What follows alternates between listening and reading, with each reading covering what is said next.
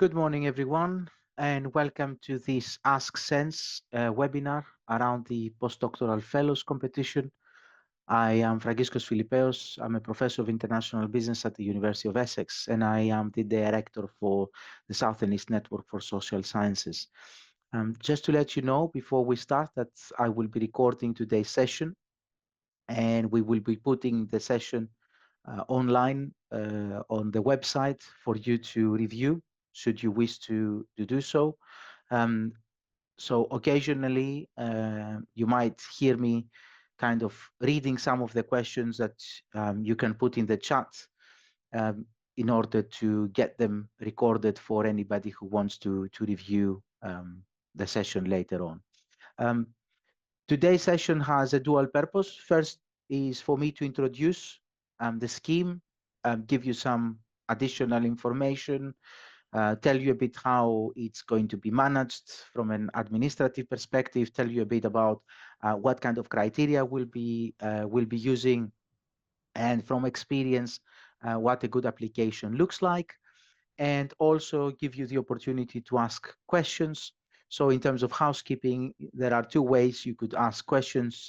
You could ask the questions as we go along using the chat function, and you might see me turning to my side. I've got a separate screen there with the chat open, and I will be picking up those questions as we go along. Or you could wait until the end of the session and come on mic and ask your question directly. Occasionally, with certain questions, I might say, we will pick up that question individually because sometimes there are very specific things that you want to discuss, and discussing them in a public forum might not be the most appropriate way. So there will be cases where I'll say, let's set up an individual meeting over Zoom, 10, 15 minutes to discuss any peculiarities there might be with your application. So what I will be covering today, first of all, give you a bit of background why do a postdoctoral fellowship, although I appreciate I'm preaching to the converted already in the sense that you're here to find out more about this opportunity. I'll say a few words about what is SENSS, what is the application process, and something which is quite crucial in this whole process around finding a mentor and who can be a mentor and what are the steps of identifying potentially mentors. So first of all, why do a postdoctoral fellowship? Um, First of all, it is a time uh, post your PhD that allows you some kind of consolidation time, if I may put it like this. Most of the time when we do the PhD, when you do the PhD, you're focusing on producing the output, completing the thesis, passing your viva and things like that. And we tend to forget that, there are other things that we need to be doing. So for example, fellows in the past, they have used this fellowship to write up publications. In some cases, those have been articles in high impact journals. In other cases, they have been monographs. We had cases in the past where fellows came into this competition having already secured a contract from a publisher and say, look, that publisher has given me a contract. I would like to spend this year simply putting together that monograph. In other cases, fellows have reached out to develop policy papers. And it's also an opportunity where you can extend your network in the sense that the people that will act as your mentors won't be your supervisors, shouldn't be your supervisors. They should be people that enjoy a relatively good standing in your field, in your area, and therefore they can introduce you to others. And of course, the fellowship, and I'll come back to that in later on in the presentation, is relatively generous in the additional amount of money it will give you should you wish to attend conferences, workshops, things like that. And again, that's part of extending your network. So you will be working with a range of experienced colleagues, helping you and shaping, your career prospects.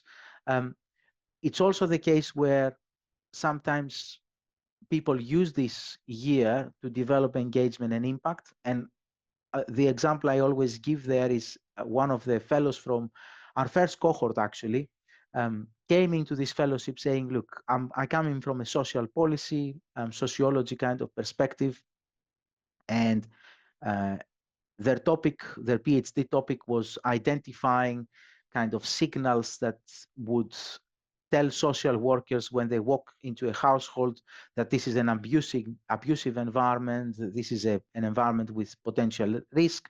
And what they did is effectively use the fellowship to develop an application that could go onto a social worker mobile device, a tablet, a mobile phone, and it would be almost like a list of characteristics. The social worker would tick those characteristics. So when they enter the household, they would get their mobile out, they would tick those characteristics, and it would give them almost like a risk rating of that environment in a semi-automatic way. So that's quite an activity that leads to engagement and impact, because that application was then picked up by the government, and it's now being utilized in a variety of ways. It's also the case where through the fellowship you can spend time on writing up grant applications. Several of our fellows use the time to either find another fellowship, and sometimes there are other fellowships that give you more time than this one. This is relatively constrained. It's a year if you do it full time, 2 years if you do it part time. There are other fellowships like the Leverhulme ones that the British Academy ones that extend to up to 3 years, so it gives you far more space and time to do certain things. And this fellowship is an opportunity to write up these kind of applications, grant applications as well, uh, because you become a kind of full-time member of staff in your home institution. You get exactly the same access to resources as any other full-time member of staff, which means that you can't be considered a PI on a grant application. And should you be successful, you could basically fund your job for the next few years. And also, the fellowship gives what I would call a short-term financial stability, in the sense that at least for the next 12 months, you get a salary, you get some additional money to spend on your career development and things like that. Whilst all these are important advantages, one of the main issues I tend to identify, and I say I mean the panel tends to identify when we review applications, is that they need to be put into the relatively time constrained framework of this fellowship. It's 12 months. They go very quickly. If you speak to our existing fellows, the ones especially that are coming to the completion of their projects, you will find out that although they've promised several things in their kind of proposal, they didn't manage to achieve all of them. There are things happening in the course of a year from a personal point of view. Things could happen in our lives, and could put barriers and obstacles, and it's going very quickly. So as I said, one of the key issues we usually comment on as reviewing panel for application is around the feasibility. So while we would like to see a proposal that is quite ambitious, in the sense that it takes advantage of the knowledge that has been created in the PhD, we would like to ensure that this is a proposal that it is actually feasible within the time frame of the fellowship, within the 12 years on a full-time basis, or the 2 years on a part-time basis. So that's a very delicate balance that you need to strike in your application in order to become a fellow and be successful in this competition. I'd like also here to highlight that the South and East Network for Social Sciences is not the only one out of the DTPs that offers this scheme. So this is an ESRC, is an Economic and Social Research Council scheme, which is delegated to the doctoral training partnerships. And at the moment, there are 15 doctoral training partnerships. And what they do is they delegate the authority to select candidates for the postdoctoral fellowship. So usually doctoral training partnerships, they have anything between 2 and 5 fellows advertised every year. We are one of them. In total, there are around 60 postdoctoral fellows across the 15 DTPs. So you could potentially make multiple applications in those doctoral training partnerships. So you could submit one application to us, the South and East Network, but you could also submit one application to the Southeast Doctoral Training Arc, which is a DTP that covers Sussex, Surrey, Royal Holloway, Reading, Kingston, and Kent. And it's geographically located very close to us as a doctoral training partnership.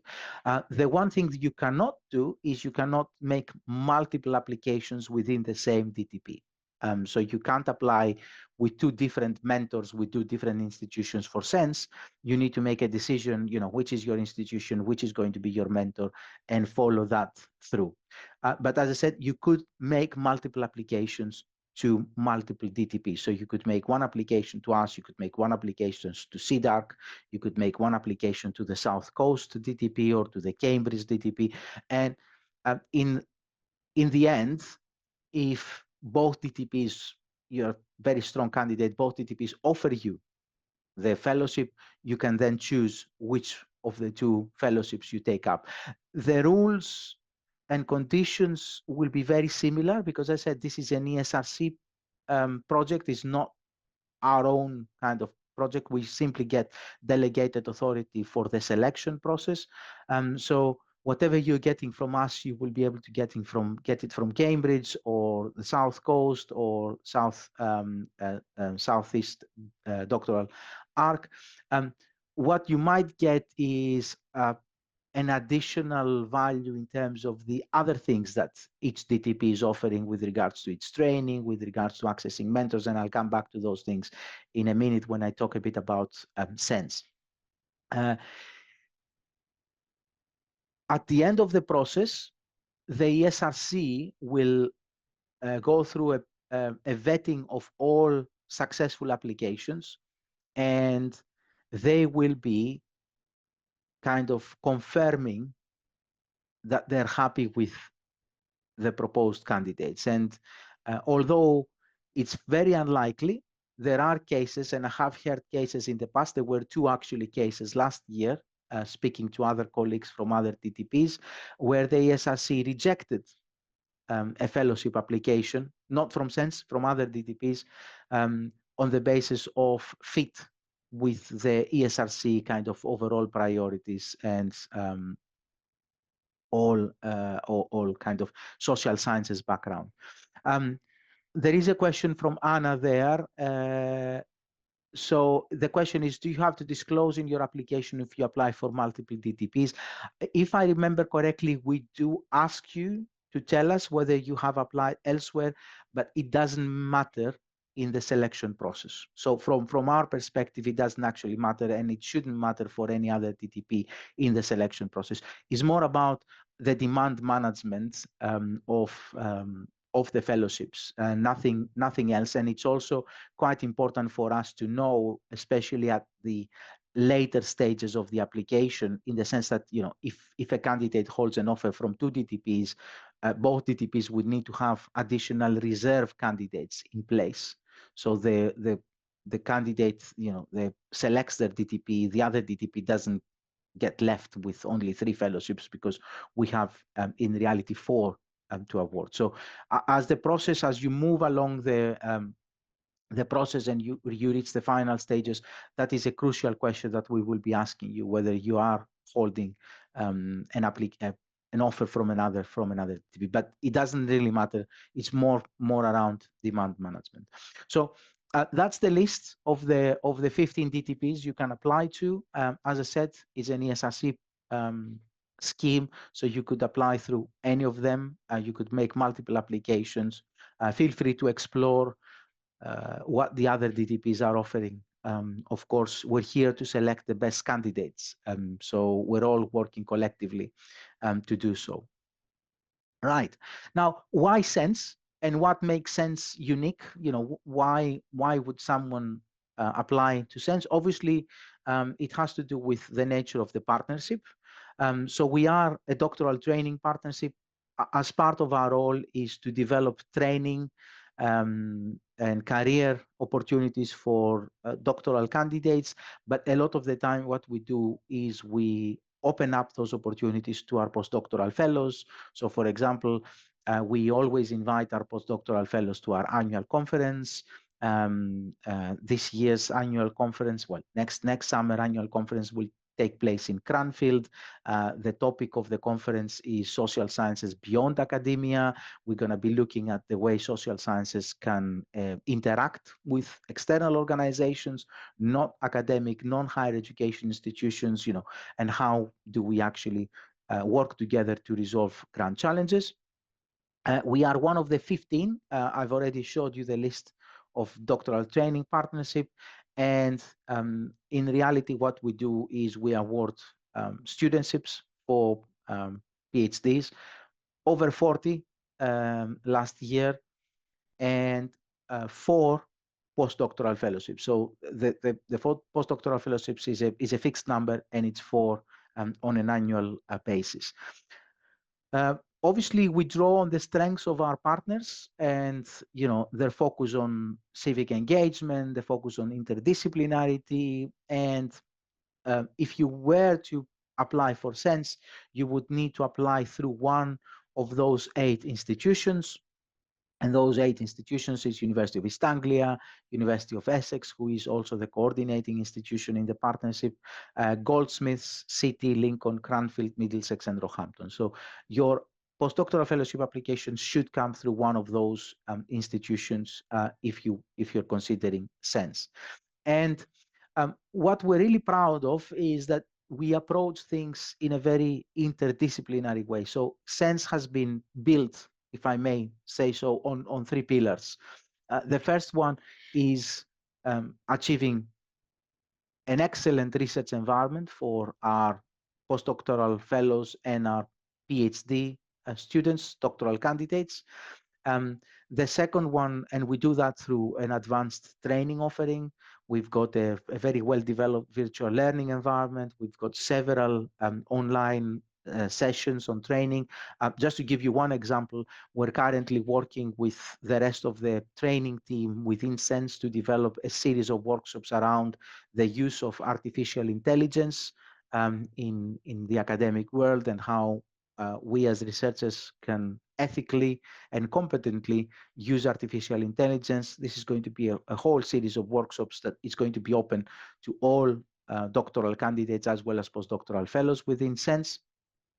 So that's one important thing. The second important thing is our focus on equality, diversity, and inclusivity. We particularly invite applications from diverse backgrounds. And then the third one is our approach to research from a very interdisciplinary perspective.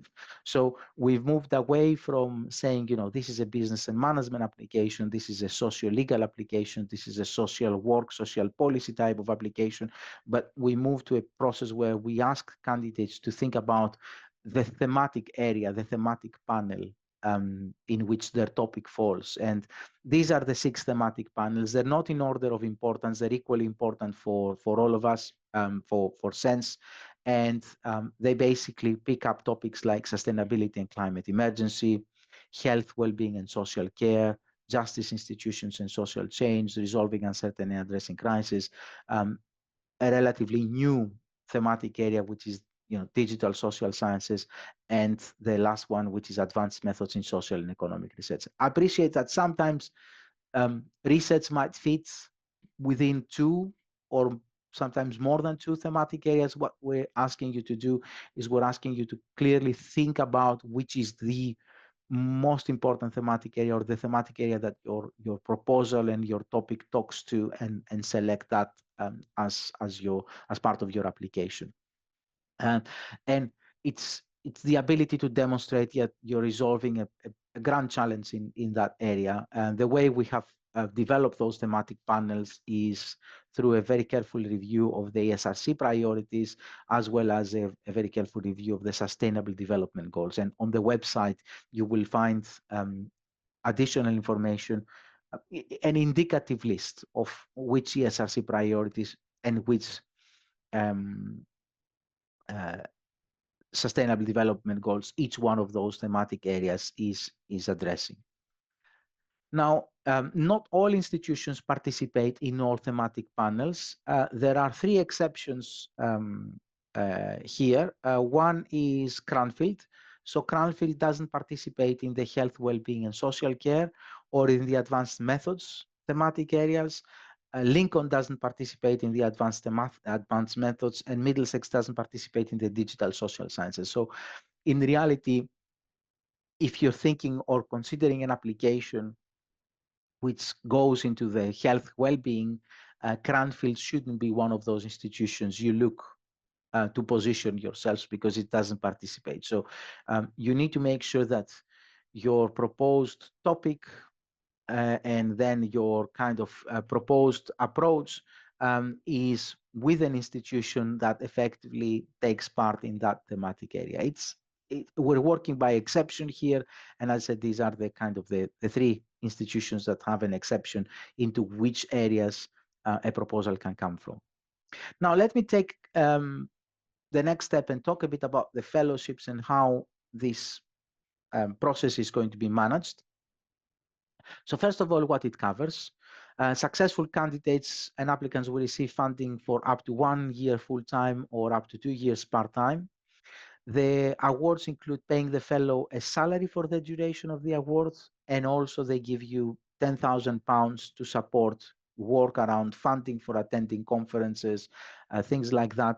And also the award, the grant also covers costs like office space and IT support. It is actually one of the, could call them more lucrative fellowships for the institution. So whilst in a lot of the other funders, the institution is asked to match fund significantly the amount of money they pay the fellow. In this case, the fellowship is works at 80% full economic costing. So the university is actually getting 80% of the full economic costing, which means that they can add things like office space and IT support. And therefore, it is a fellowship that covers almost everything. Now, usual question here I get is, what is the salary I will be getting? And that's something that you will be discussing with your home institution, the institution you're applying through. But in the past, I have had cases that we actually committed to a relatively high salary. It's obviously subject to ESRC approval, but ESRC hasn't created any issues with that in the past. Where we had fellows, for example, that were holding, an appointment somewhere else, and in order to get the fellowship, they would have to move. So if I remember correctly, the maximum salary we have paid so far to one of the fellows in the past was in the region of £60,000. So that's the ceiling so far of a postdoctoral fellowship. So, and as I said, it is negotiated with the home institution. It is dependent on the conditions of the fellow, on the past experience of the fellow, of other things. So, but it could be a relatively high salary for the fellow. So it's a very good kind of fellowship, both for the individual, because they get a salary, they get these additional £10,000, as well as for the institution. And over the past few years, institutions were very keen to host this type of postdoctoral fellowships because effectively they give them an additional member of staff fully paid by the SRC for over a year without actually any additional costs to them. There are 4 conditions for you to be eligible, and you need to meet all 4 of them at the same time. So first of all, you need to have completed your PhD at a UK university. Again, here, it doesn't have to be a SENSS university. It doesn't have to be a university that belongs to any other of the 14 doctoral training partnerships. As long as it is a PhD that has been examined, submitted at the UK university, that's the first condition for eligibility. The second condition is related to the stage or where you are in the process of the PhD. So you have to be awarded your PhD or passed your viva by either no changes or only minor correction by the application deadline, which is on the 25th of March. So if you're, getting your viva soon, and you're aiming for minor corrections, that is, you've got 3-4 more months to do that. Those who pass their viva with major corrections, because most of the time major corrections indicate a 12-year period for the resubmission, they won't be eligible for this year's competition. Those candidates can apply for next year's competition, which will open in a very similar time frame as this one. And the third condition is post the application. So should you be successful, you will need to have been awarded your PhD by the start date, which is the 1st of October. And awarding means that the whole of the paperwork and the corrections have been approved by the external examiner.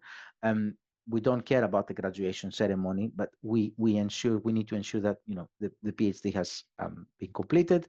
And the last condition is that because this is a fellowship for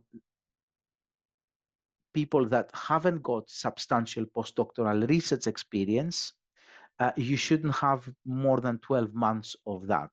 Now, the crucial component here is the postdoctoral research experience. So, for example, there have been in the past people that had a lectureship appointment in another institution, in one UK institution that was a teaching and scholarship contract.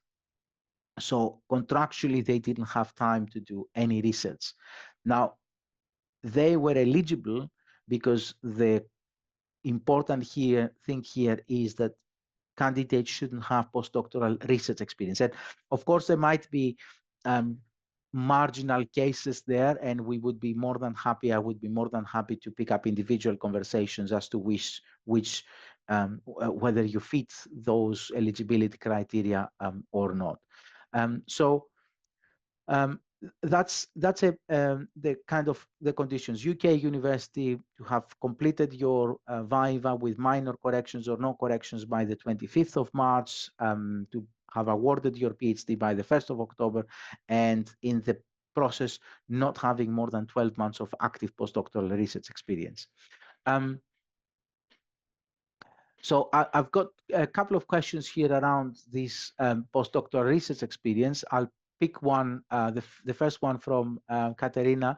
What is meant by active postdoctoral experience? Is work done around the impact of the PhD research considered active postdoctoral experience, contribution to writing up a deliverable for practitioners, organization of a hybrid event?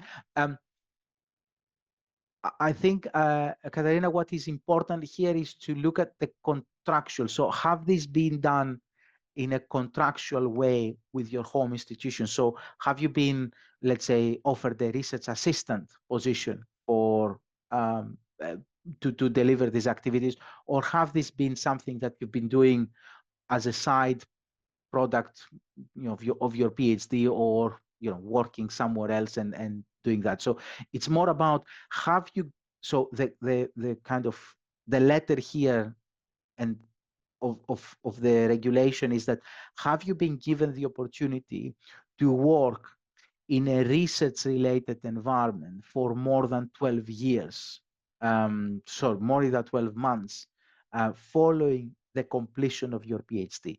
If you have done that, then you're not eligible for the scheme. If you haven't done that, then you are eligible for the scheme. And I've got another question. which is my viva occurred in early March 2024. However, within the 12 months, I have significant periods of unemployment and teaching supervision focus, part-time fixed term. I think what you're describing here, so if you've got, periods of unemployment, some teaching here, some teaching there, even some research, small research kind of contracts, a month, a few weeks, things like that. The answer is yes, you would be eligible. As I said, what we look to see when we're reviewing the applications is, has this individual been truly given the opportunity to work as an active researcher in the post PhD period? All right, so this is also quite important that we're emphasizing it's post your PhD. It's after you have been awarded your PhD. And we do allow for career breaks and all these things. If there are specific things in your application that you would like to discuss and get additional advice, yes, please.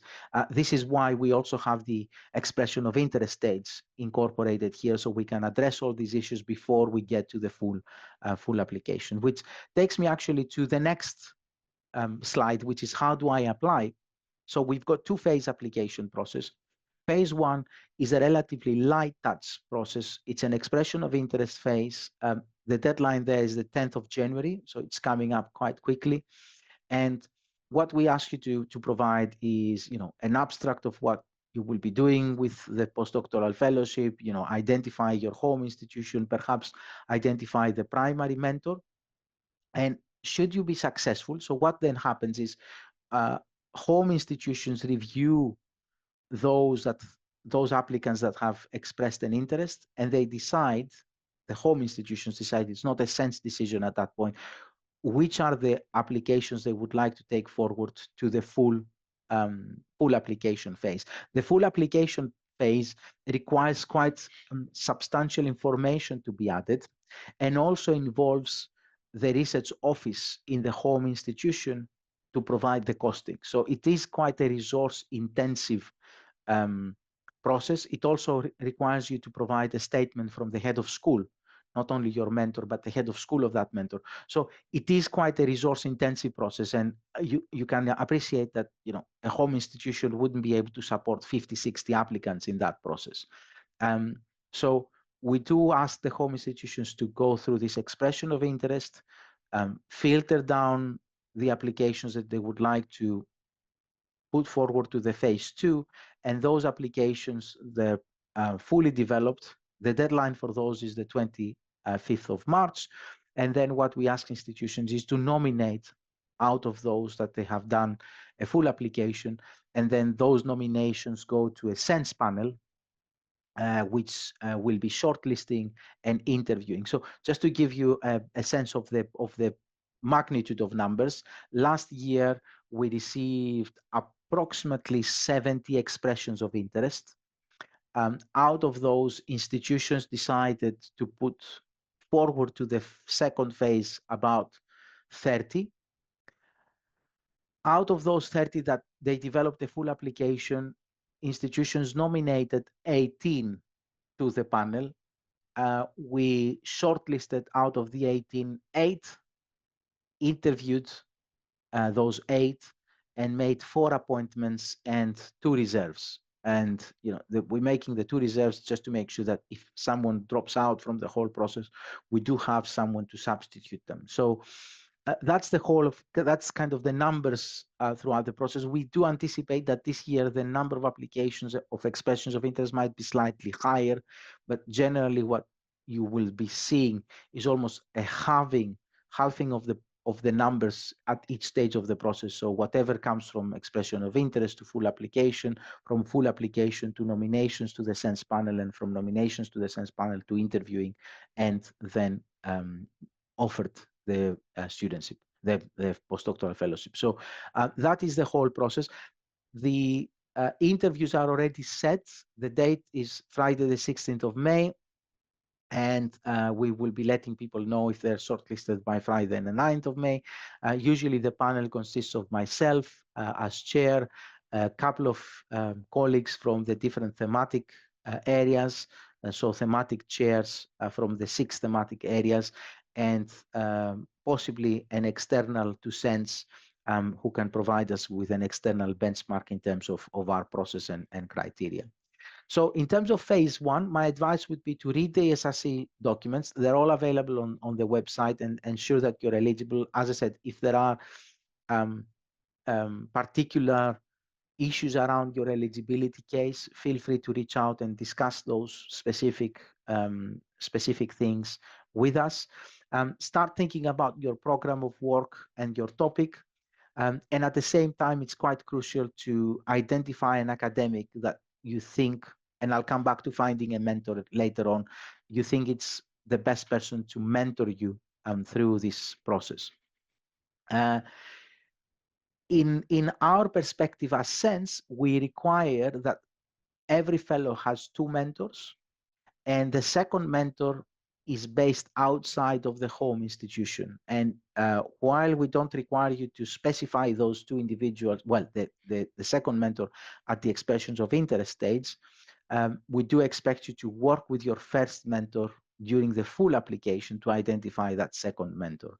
And this is something that has received, very, very good comments from the SRC. It has also built on the experience of our current and former fellows, and who said it's one of the best things they've ever done, having 2 individuals, senior individuals from 2 different institutions mentoring them.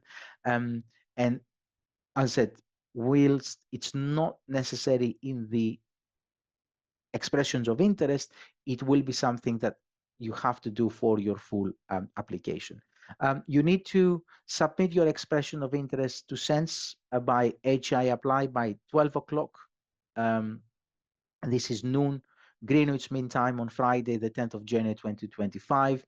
And then, as I said, what we do is we use those expressions of interest to support the application, working with you on your costings and ensuring that every full application stands a very good chance of being selected for an SRC fellowship.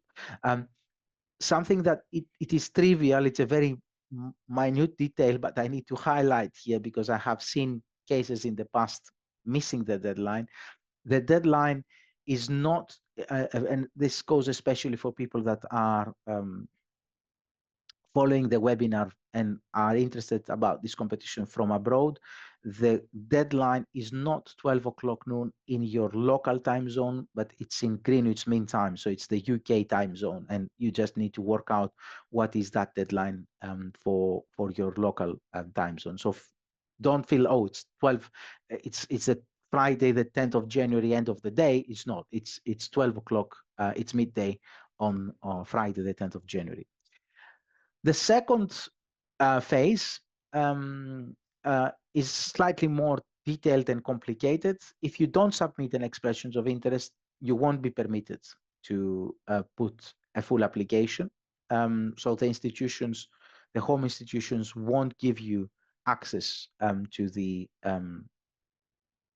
full application.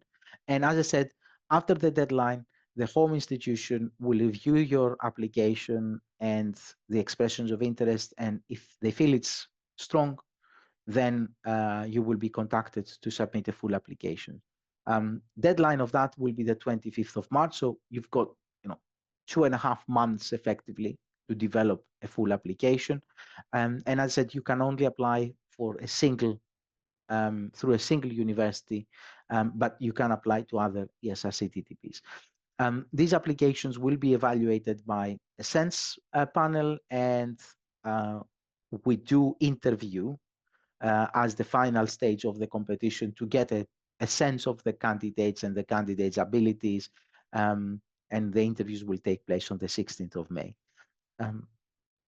We aim to provide decisions for the selected postdoctoral fellows by the 4th of June this year, and the expectation is that you will then start your postdoctoral fellowship on the 1st of October 2025. There is some flexibility in that, but it is not necessarily our own decision, but it's the ESRC's decision. there have been cases where the start date has been deferred by a couple of months. Beginning of January, for example, is feasible, but this is being done by exception and is not necessarily the rule. And we would need to put a case to the SRC why you, as a fellow, want to defer the start of your project. It doesn't play any role in the selection process. So it is a discussion that we will probably need to have if you're selected, and that's the flexibility. It's a very small flexibility, but there's still some flexibility around the start date of the fellowship.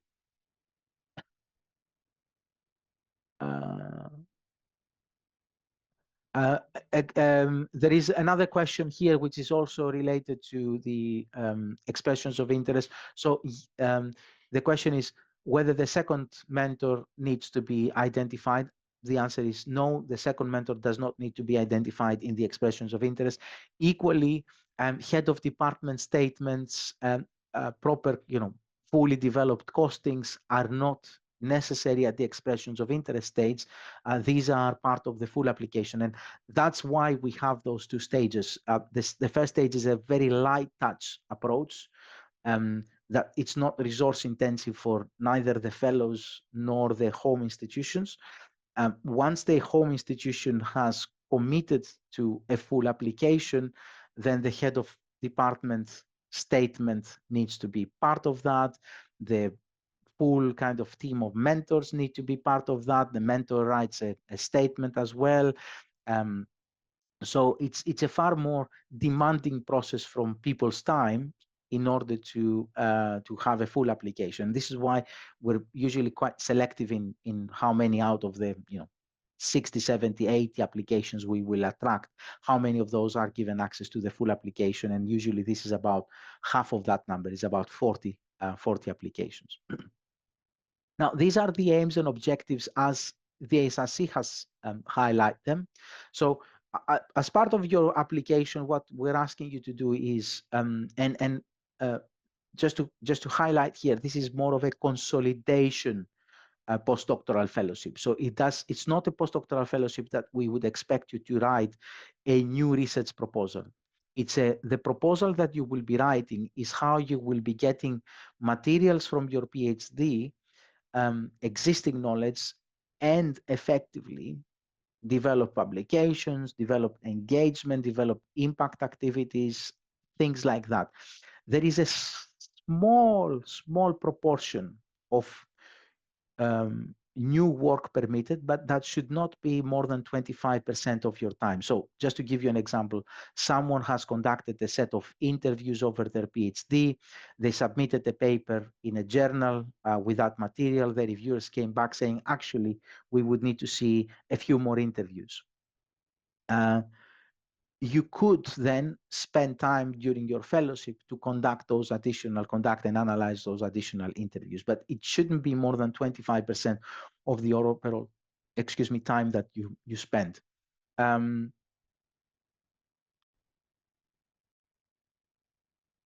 come back to the question in that question in a minute.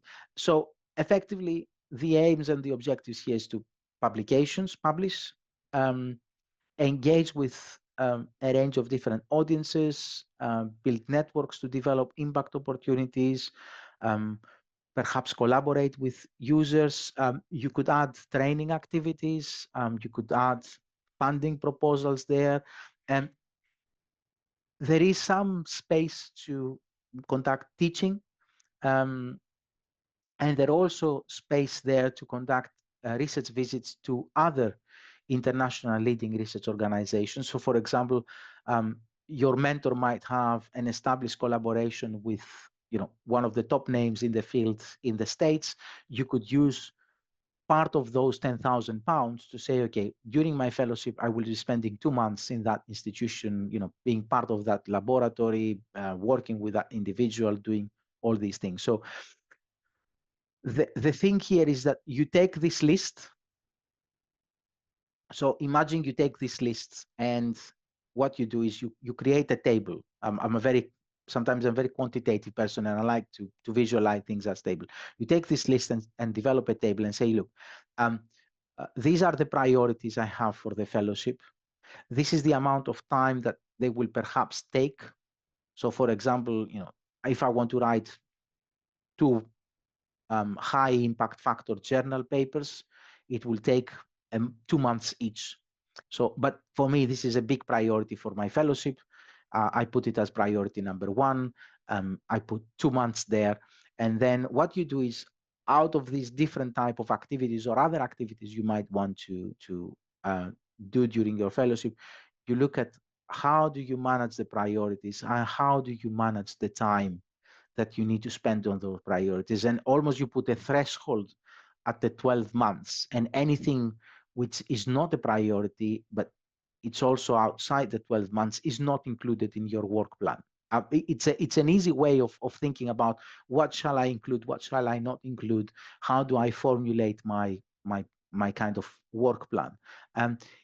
I said the 1 year goes very quickly, so you can't do everything and anything. So it's quite crucial to demonstrate that you're giving us value for money, but at the same time, you're giving us value for money in a feasible way, that you're not over-promising. Now, let me pick up the question here from Katerina. My PhD research used case studies in the UK and in France. If I propose to publish an article in French for a French journal, attend a French conference, would this weaken or strengthen the research proposal? I can't answer the question in the sense that it depends on what is the value that this paper, for example, has in your discipline. So if it's a high kind of impact factor French journal or a French conference, that is absolutely fine. It will be on you to justify the value added, and it could be, we could say actually it's not, we can't see a proper justification there, or we can actually see.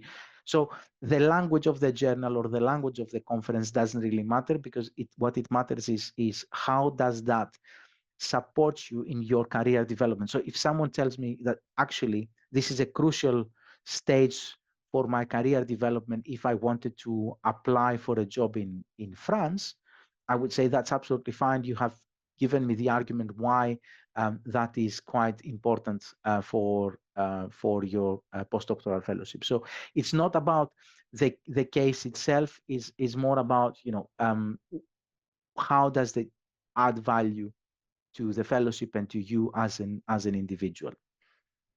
So those are the aims and objectives as the ESRC puts them. And as I said, one way you could look at that is put a 3-column table, aim, objective 1, 2, 3, 4, 5 in rows, priority, high priority, medium priority, low priority, almost like have a work plan, time allocated to that priority, X amount of weeks, Z amount of weeks. And then what you do is you could look at, what is important to include in the work plan, what is not important to include in the work plan.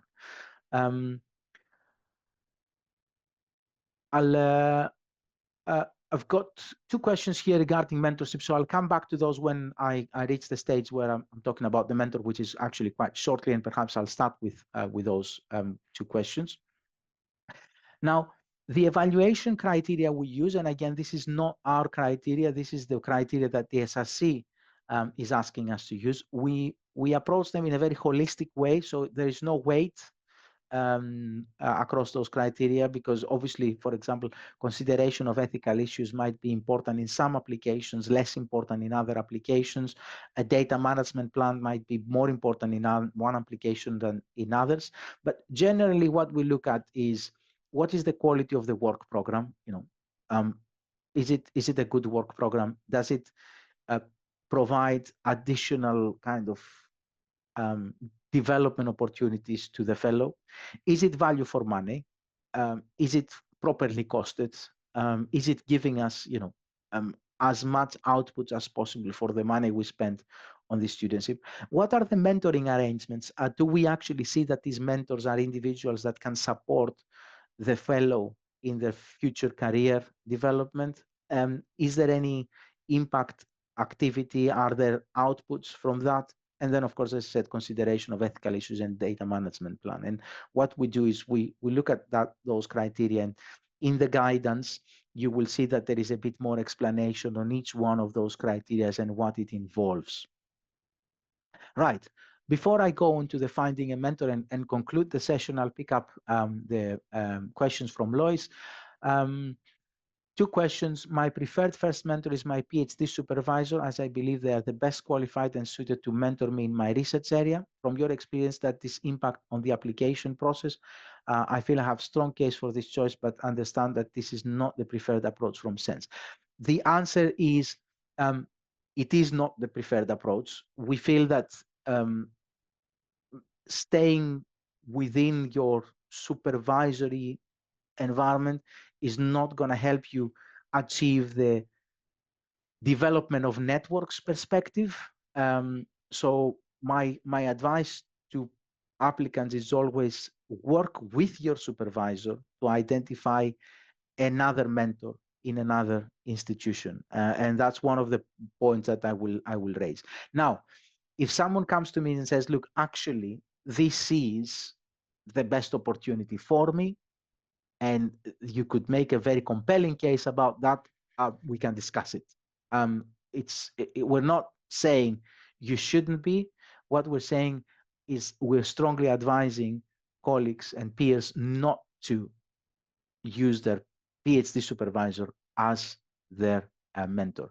The other thing which is quite important to highlight here, and that comes from my experience as chair of appointment panels, is that, and it has to do with research independence. If I get to review a CV, which basically says, okay, PhD awarded by X university, PhD supervisor Z, and then see that same person doing a postdoctoral fellowship under the same university and under the same supervisor as mentor, I would question, and they came to me for a lectureship appointment. I would question how much independence they have developed over that year of their postdoctoral fellowship. And the main aim here is also to give you the opportunity to develop research independence, to say to the supervisor, thank you very much. I've had enough of you in a way. I'll move on and open my wings and start exploring different things. So there are different readings to why we insist on someone not having their PhD supervisor as your mentor. But as I said, we remain open to be convinced otherwise. The second question, is there any flexibility in relation to where the second mentor is based? My home institution is based within the SENSS, but my external examiner, who I'm keen to work with a postdoc it's from the Wells TTP. Yes, we have had cases in the past where the second mentor has been outside of SENSS, and we would actually welcome that. So if there are cases where the second mentor comes from outside SENSS, the answer is yes. Please make sure that you put them forward. You would need to work with your home institution to identify any potential cost implications that might have, but that's part of the full application stage. But there is no, there's nothing there to suggest that you can't have a second mentor outside of a SENSS university, because sometimes what we want to see there is we want to see value for money, and if that person is possibly the ideal person to do that. Remember, at the end of the day, this is also an ESRC funded project. You are ESRC fellows, so obviously you're SENSS fellows, but you will also be ESRC fellows. And given that the Wells TTP is part of the ESRC community and family, that is absolutely fine. You're not selecting someone who's completely outside. Equally, that can be said for someone who they would like to have an international mentor in a way, or someone as a secondary mentor, someone from an institution outside of SENSS and outside the UK. This is again something you could consider. Again, might be cost implications there around their time and their commitment, but those are things you could put in your full application. So those would be my responses. if the next question I'll pick up is if the applicant is currently working at an institution outside of the UK, Southeast, for example, as a lecturer in postdoctoral position for less than 12 months, would they need to resign from these positions if they were to receive the SENSS fellowship? The answer is yes. So this is the answer is yes. Effectively, you would need to see whether you could do then the fellowship as a part-time fellowship, and you would need to demonstrate how that fellowship would work in line with the other position. So one thing you can't do is have a substantial appointment somewhere else, so a lectureship position, and at the same time the postdoctoral fellowship, and that's something that perhaps we can discuss should you proceed to the full application stage, how you will make those two things work. But in the vast majority of cases in the past, the fellows left their prior kind of work commitment to take on the fellowship. If it's a permanent appointment at the lectureship level, for example, what you could discuss with that institution is whether they would allow you to take some unpaid leave of absence to take the fellowship and then return back to that institution. There are ways we can navigate around those cases, but it's more of a question that perhaps needs to be asked at the full application stage. So what email address can I send queries to, and if this recording will be shared? The recording, yes, will be shared. It will be hopefully by the end of tomorrow on the SENSS website. Email, you could direct all your questions to admin@sense-dtp.ac.uk, and then if it's an academic related one, they will forward it to me. If it's an operational admin type of question, they will forward it to the relevant individual to address that. All that information is on the website. The second mentor, yes, they could be the PhD supervisor. But again, the same logic applies. This is an opportunity for you to develop and expand your network. So moving away from your PhD supervisory team would be the ideal scenario. So talking about mentors, and there were quite a few questions, we require you to have two mentors during the fellowship. One should come from your home university, and one at a different SENSS university. Or, as we've discussed before, cases can be made to be outside of SENSS. And we have taken this position because we believe that having the second mentor, it strengthens your research, exposes you to different institutional practices, and also it increases your access to academic and non-academic networks. So that's an important thing. And this is, you could see there the logic behind us strongly advising moving away from your PhD supervisory team. And this has been confirmed by our current and former fellows. So in the full application, you would need to name two mentors. In the expressions of interest, you could simply name your first mentor. And subject to confirmation from your home institution, you could even change your mentor between the expression of interest and the full application stage. It's the expression of interest is more of an indication that you have done your preliminary work, you're willing to work on that area, you've got to start thinking about your work plan and things like that. So my advice would be to talk to your supervisory team and leverage their networks. The external examiner is a good example. You could identify experts in your area of expertise from within SENSS institutions and approach them politely, look at publications, editorships in journals, other publicity information these individuals might have. Think about what you want to achieve with the fellowship, and who you then approach. So if through my fellowship I want to achieve high quality publications, then perhaps I need to select someone who's really strong in that area and they can help me, support me in developing my publications. They might be an editor in a journal. They know the review process. They can support me through that. If in my fellowship I would like to work more around my engagements and impact, then perhaps I need to work with someone that has other forms of publicity, someone that is a scientific advisor to the parliament or the government. They understand the policy. So it's more about a match between your career aspirations and your goals and what the mentor can offer. And start from your supervisory team and leverage their networks. And then if you don't know them, if your supervisor cannot introduce them, make sure that in that first communication address them properly, tell them something interesting about yourself. Obviously, this doesn't hold in cases where you know those individuals, like being your external examiner or anything like that. But if you're cold emailing, let's say, someone, explain your research interests, how it fits your expertise. The mentor costs are included in the costs of the proposal. So it's not something that the mentor will be doing for free.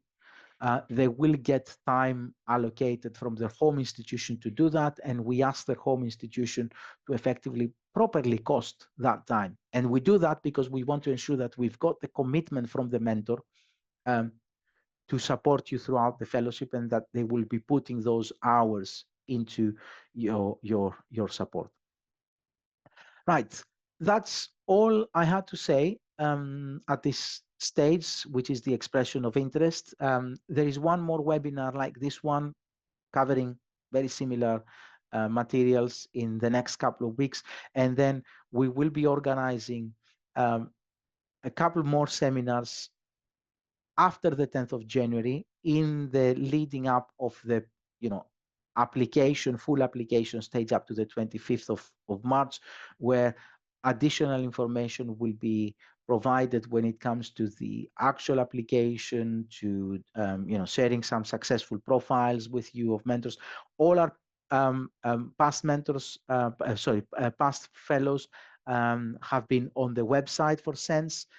You could look under the DTP1 section.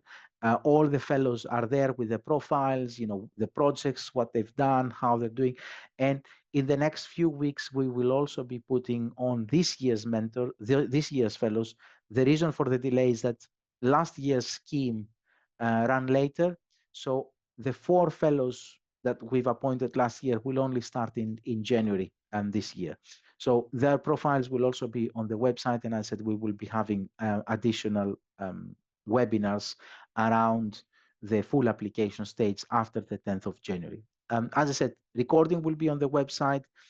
Any questions, please contact us through the admin inbox. It's managed on a daily basis, and questions are being then delegated to different parts of the team that have the experience to respond to them. And thank you very much for your attendance today. I hope you found that information useful, and looking forward to receiving your applications and seeing some of you in the later stages of the competition. Thank you.